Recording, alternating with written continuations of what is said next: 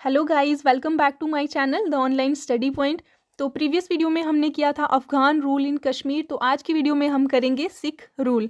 तो sick rule जो था वो 1819 से 1846 तक रहा कश्मीर में।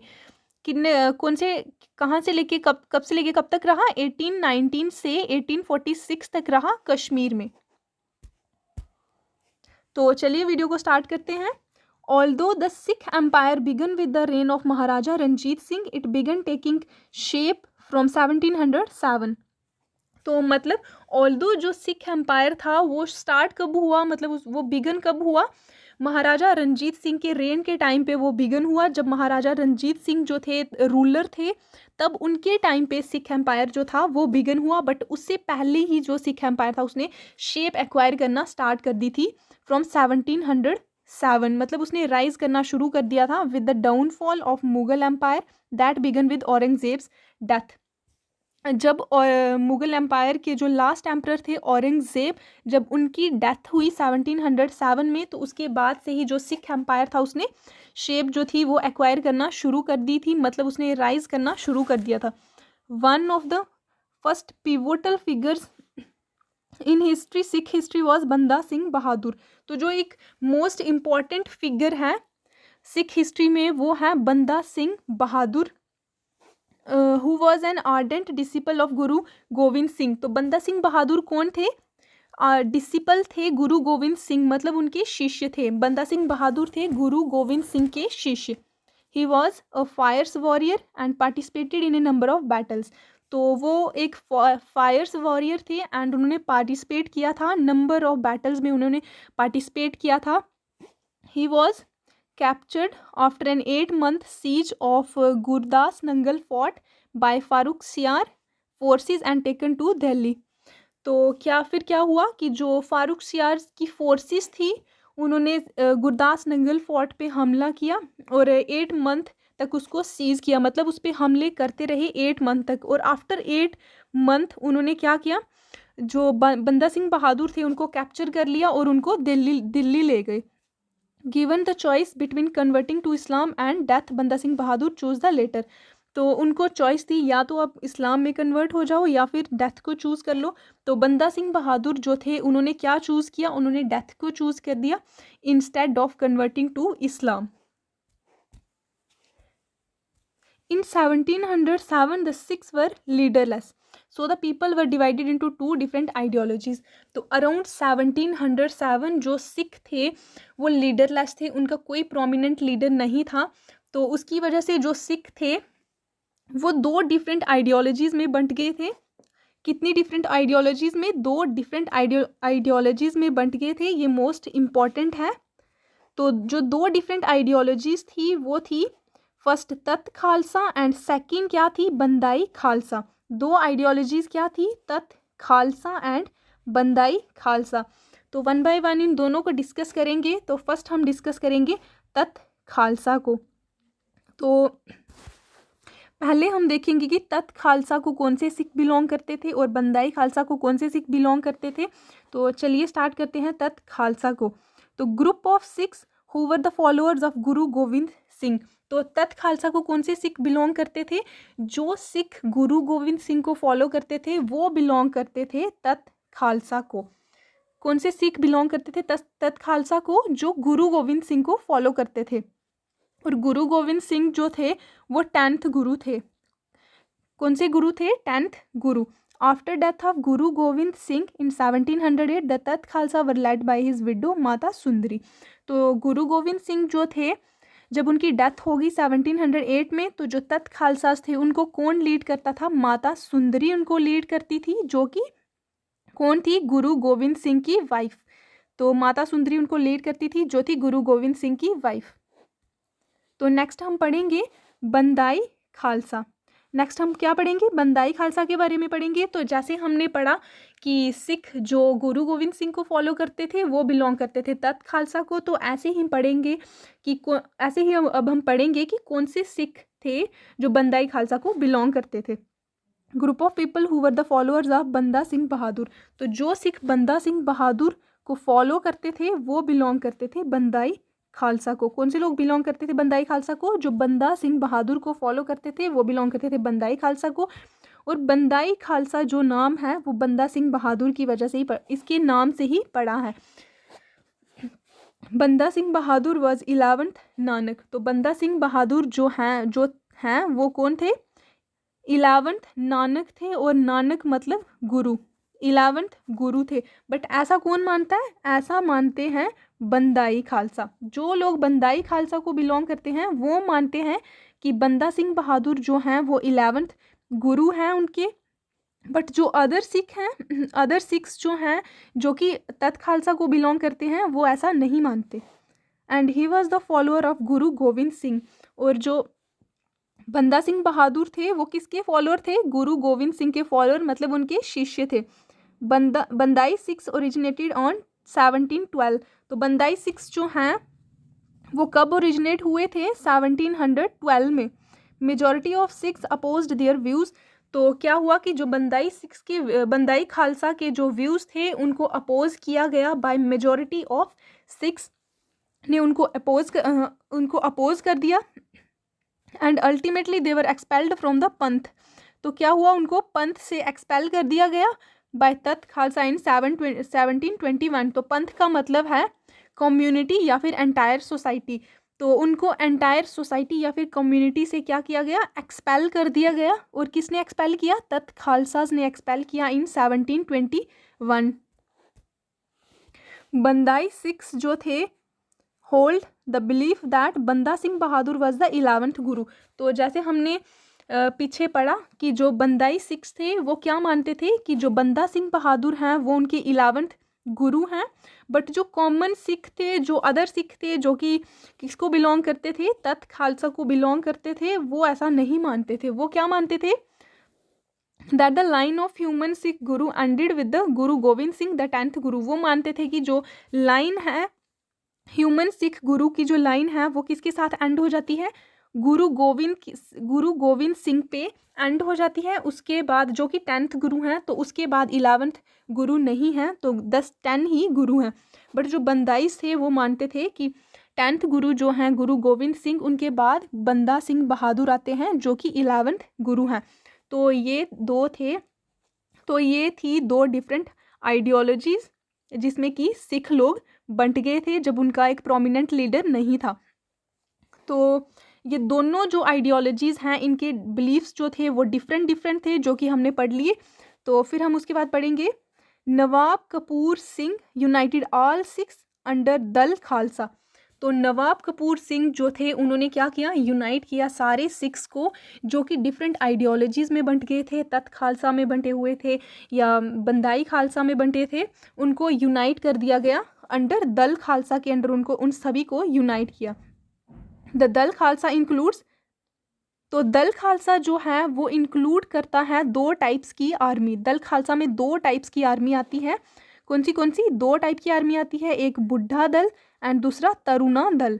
तो ये इम्पॉर्टेंट है, आपको याद रखना है कि दल खालसा जो है, तो याद रखना है कि दल खालसा में जो सारे सिक्स को किसने यूनाइट किया था अंडर दल खालसा? तो नवाब कपूर सिंह जो थे उन्होंने यूनाइट किया था सभी सिख लोगों को अंडर दल खालसा। और जो दल खालसा है उसमें कितने टाइप की आर्मी आती है? तो दो टाइप्स की आर्मी आती है। तो पहली है बुढ़ा दल एंड दूसरी तरुणा दल। तो 1 बाय 1 इन दोनों को डिस्कस करेंगे। पहले डिस्कस करेंगे बुढ़ा दल को। बुढ़ा दल, तो बुढ़ा दल में आती है आर्मी ऑफ वेटरन्स। बुढ़ा दल इंक्लूड करता है आर्मी ऑफ वेटरन्स। तो वेटरन्स वो लोग होते हैं जो अपनी सर्विस, जो अपना पार्ट प्ले कर चुके होते हैं, मतलब सर्विस जो है अपनी दे चुके होते हैं। जैसे हम बोल सकते हैं कि जो रिटायर्ड लोग हैं ओवर 40 ईयर्स ऑफ एज, जिनकी की एज 40 साल से ऊपर है, वो आते थे बुढ़ा दल में। कौन से दल में? बुढ़ा दल में आते थे। और तरुणा दल में आते हैं तरुणा दल है आर्मी ऑफ यंग। इसमें आते हैं यंग लोग जो कि अंडर 40 ईयर्स ऑफ एज, जिनकी एज 40 साल से नीचे थी, वो आते थे तरुणा दल में। नेक्स्ट पढ़ेंगे the area of operation of each दल वॉज हरि के पर्वत। तो एरिया ऑफ ऑपरेशन जो था दोनों दल का दोनों दल जो थे, बुड्ढा दल और तरुणा दल जो थे, इनका एरिया ऑफ ऑपरेशन क्या था, कौन से एरिया पे ये लोग ऑपरेट करते थे, तो वो एरिया था हरि के पर्वत पतन, हरि के पतन। तो ये इम्पॉर्टेंट है, आपको याद रखना है कौन से एरिया पे ये दोनों आर्मीज़ जो थी वो ऑपरेट करती थी। तो कौन सा एरिया था, हरि के पतन। तरुणा दल जो था, जो कि आर्मी थी यंग लोगों की, वो कंट्रोल करता था एरिया ईस्ट ऑफ हरि के पतन। तो हरि के पतन के जो ईस्ट में जो एरिया होता था, सारा एरिया जो था उसको कौन कंट्रोल करता था, तरुणा दल जो था, आर्मी जो क्या यंग लोगों की आर्मी थी वो उसको कंट्रोल करते थे। वाइल बुड्ढा दल जो थे वो कंट्रोल करते थे एरिया वेस्ट टू हरि के पर्वत। तो हरि के पर्वत के जो वेस्ट में जितना भी एरिया था उसको कौन कंट्रोल करता था, बुड्ढा दल, जो कि आर्मी थी वेटरन्स की। तो ये हो गए दो दल। तो नेक्स्ट हम पढ़ते हैं द पर्पस ऑफ बुड्ढा दल वाज। तो बुड्ढा दल जो था उसका क्या पर्पस था, उसके मेन जो पर्पस थे वो दो पर्पस थे। पहला आ गया टू प्रोटेक्ट गुरुद्वाराज, कि जो बुड्ढा दल था उसका मेन जो पर्पस थे वो थे to protect gurudwaras and to train Taruna Dal. एक तो गुरुद्वाराज को प्रोटेक्ट करना और दूसरा था तरुणा दल जो था उसको ट्रेन करना। क्योंकि बुड्ढा दल जो थे, ये बुड्ढा दल में जो लोग थे ये लोग ज़्यादा एक्सपीरियंस्ड थे तरुणा दल के लोगों से। ये क्योंकि ये अपना पार्ट जो है वो प्ले कर चुके होते थे, पहले सर्विस दे चुके, जो भी अपनी सर्विस देनी थी इन्होंने सोसाइटी के लिए तो वो दे चुके होते थे, तो इनको ज़्यादा एक्सपीरियंस था तरुणा दल से। तो ये उनको ट्रेन करते थे, किसको, तरुणा दल को ट्रेन करते थे बुड्ढा दल, और प्रोटेक्ट करते थे गुरुद्वाराज को। एंड तरुणा दल क्या करते थे, would act as combat troops act करते थे, मतलब लड़ाई वगैरह कोई भी होती थी तो उसमें तरुणा दल के जो लोग थे वो रोल प्ले करते थे। तो ये हो गए दो दल, तरुणा दल एंड बुड्ढा दल। तो उसके बाद हम करेंगे बात सिख मिसल्स के बारे में। किसके बारे में, सिख मिसल्स। तो मिसल्स का मतलब है प्रोविंस। मिसल्स का क्या मतलब है, प्रोविंस। तो बात करेंगे कि सिख के कितने प्रोविंसेस थे, कौन से थे। तो स्टार्ट करते हैं। There are 12 Sikh misls. तो कितने सिख मिसल्स थे, 12 सिख मिसल्स। मोस्ट इम्पॉर्टेंट है कि कितने सिख मिसल थे, 12 सिख मिसल्स। तो उनमें से 12 सिख मिसल्स में से जो मोस्ट इम्पॉर्टेंट मिसल्स हैं वो दो मिसल्स हैं, फैजलपुरिया मिसल एंड सुकर चकिया मिसल। दो इंपॉर्टेंट मिसल्स कौन से हैं, फैजलपुरिया मिसल एंड सुकर चकिया मिसल। तो पहले हम बात करेंगे फैजलपुरिया मिसल के बारे में।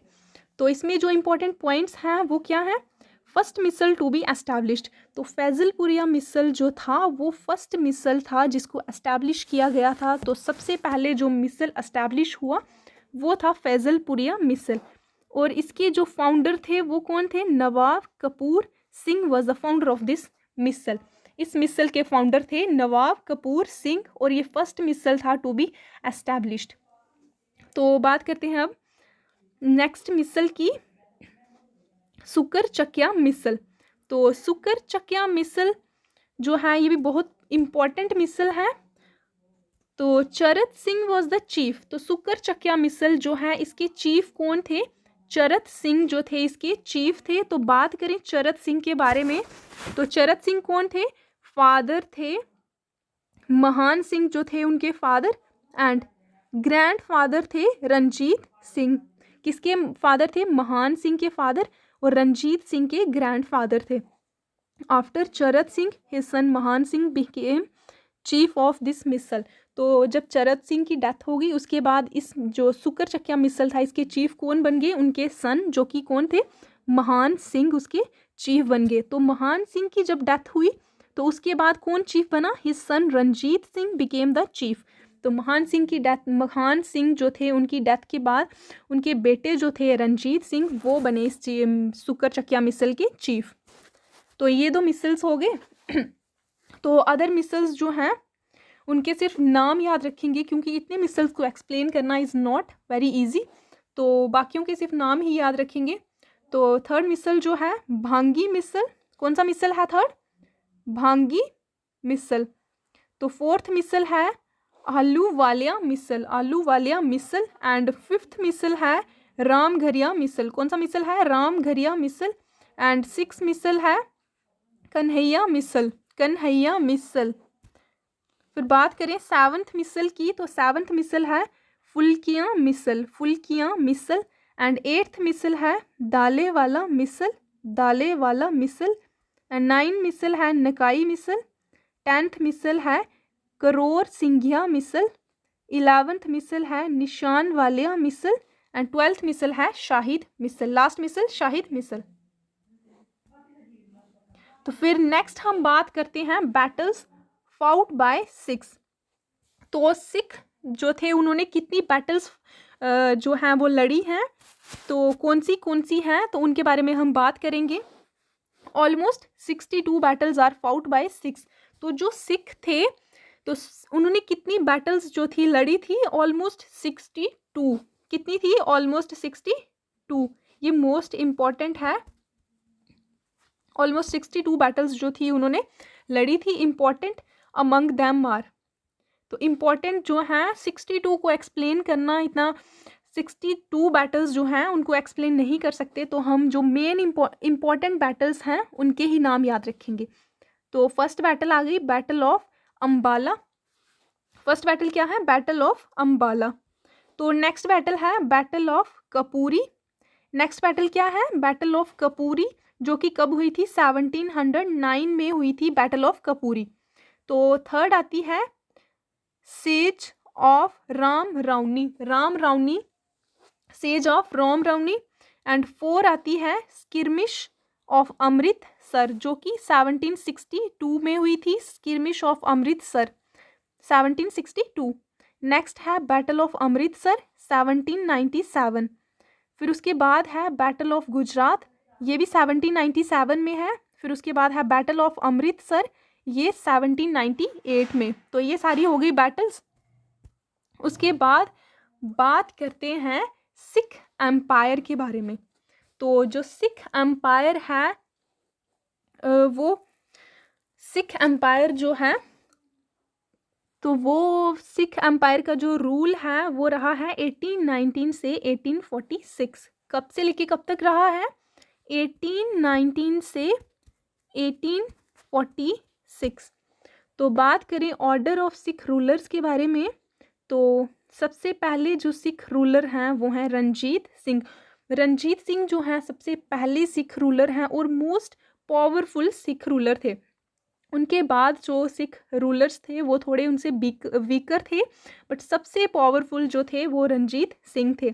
तो रंजीत सिंह जो थे वो फर्स्ट सिख रूलर हैं और इनका जो रेन है 1819 से 1846। रेन मैं अगेन बता देती हूँ, रूलिंग टाइम 1819 से 1846। फिर रंजीत सिंह जो हैं इनके बारे में हमने पीछे भी पढ़ा है, तो क्या पढ़ा जो इम्पोर्टेंट पढ़ा? तो रंजीत जो सिंह जो थे ये कौन से मिसल को बिलोंग करते थे? सुकर चकिया मिसल को। कौन से मिसल को बिलोंग करते थे रंजीत सिंह? सुकर चकिया मिसल को बिलोंग करते थे। सुकर चकिया मिसल को ये बिलोंग करते थे। और इनके जो फादर थे उनका क्या नाम था? महान सिंह। और ग्रैंडफादर का नाम था चरक सिंह। और ये तीनों लोग जो थे इनके फादर, इनके ग्रैंडफादर और रंजीत सिंह, ये बिलोंग करते थे सुकर चकिया मिसल को। फिर उनके रंजीत सिंह के बाद जो आते हैं वो हैं खरक सिंह। कौन आते हैं? खरक सिंह। और इनका रूलिंग टाइम जो है वो 1839 है, 1839। फिर उसके बाद खरक सिंह के बाद आते हैं नौ निहाल सिंह। और इनका जो रेन है 1839 से 1840। कब से लेके कब तक? 1839 से 1840। उसके बाद आती हैं चंद कौर। चंद कौर। तो चंद कौर का जो रेन है वो है 1840 से 1841। फिर उसके बाद आते हैं शेर सिंह। और इनका रेन है 1840 से 41 से 1843। एंड उसके बाद आते हैं दुलीप सिंह, जो लास्ट सिख महाराजा हैं। तो इनका रेन है 1843 से 1849, 1843 से 1849। तो ये हो गया सिख रूलर्स का ऑर्डर। तो आज की वीडियो में इतना ही। तो कल की वीडियो में, नेक्स्ट वीडियो में हम डिस्कस करेंगे सारे सिख रूलर्स को डिस्कस करेंगे 1 by 1। Thank you so much. अगर आपको मेरी वीडियो पसंद आई हो तो लाइक कीजिए, शेयर कीजिए एंड सब्सक्राइब कीजिए।